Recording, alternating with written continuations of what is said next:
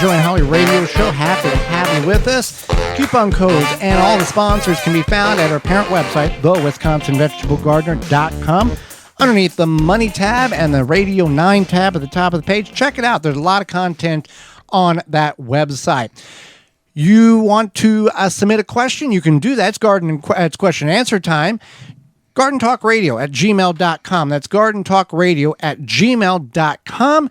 Send it on over. Let us know where you're listening from. Also, you can give us a call toll-free, coast to coast at 1-800-927-SHOW. That's 1-800-927-7469.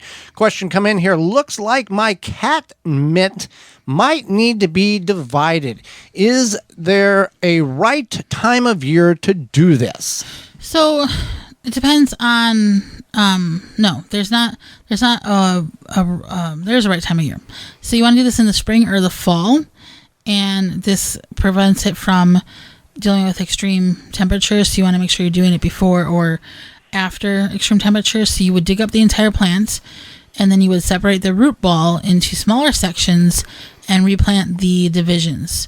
So if you have somebody who wants some of your catmint, that would be a good time to share with others.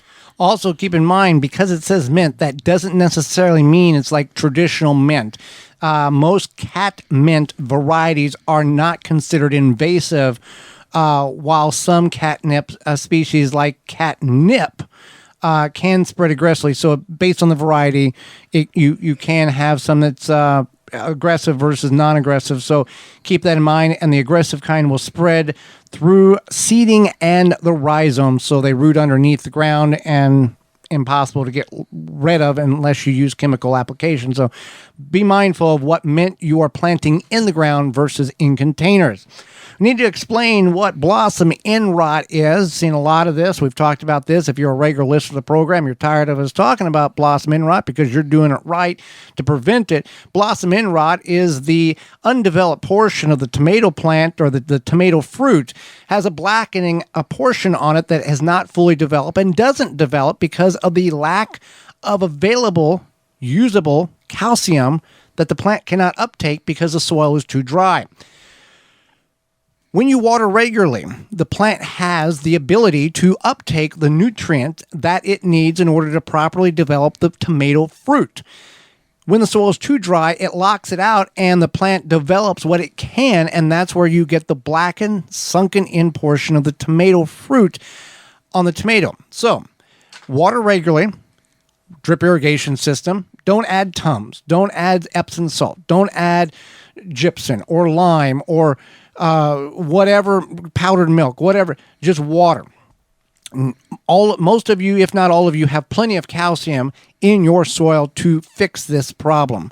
The plant has the available calcium it needs. So if you see this developing on your tomato plants, pull the fruit off right now, the blackened, sunken in portion, even if it's green, because there's no sense of allowing that plant to utilize the energy in order to create fruit that you can't consume or use or can. So pull them off, throw them away.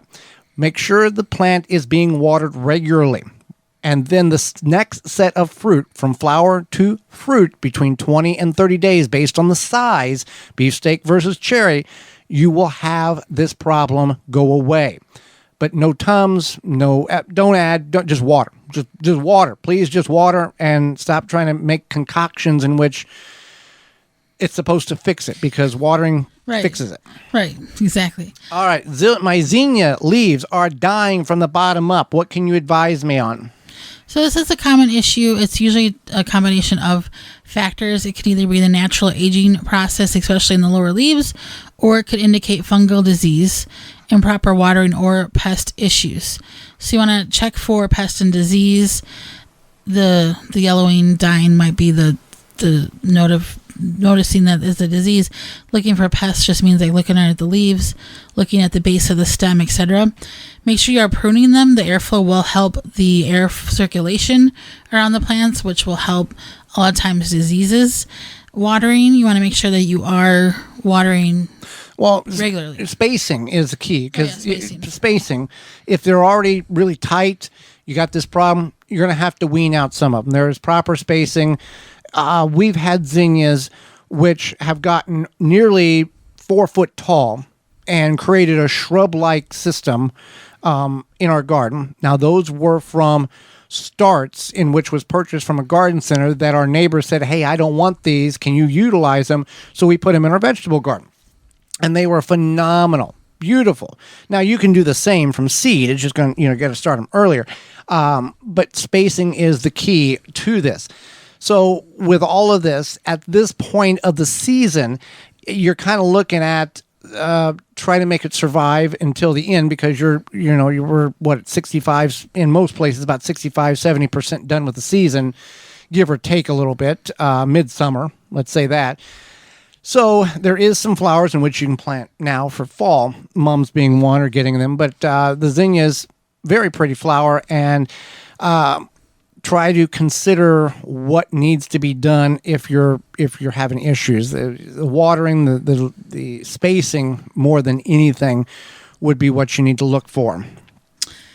Right. So, all right, another question here. I've got tomatoes in 5-gallon buckets, similar size to pots, 5-gallon pails. I used a mixture of potting soil and compost. They're all doing well, but I would like to add fertilizer. I understand that you do need to add fertilizer to anything in the pots. What is the best way to go about doing that?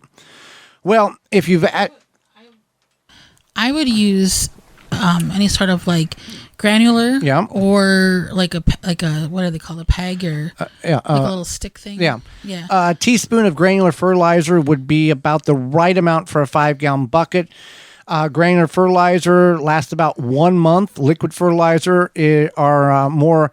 It could kind of vary every 2 weeks. Yeah, because in a container you have less surface area. If you're watering it, that liquid fertilizer could dissipate quicker. But if you if you listen to the last segment with Mike McGrath, 10-10-10, don't do that. Do a very simplistic 2-3-4, very very organic, very low number granular fertilizer, and that will help maintain the nutrient for your tomato plants in your containers for the rest of the season.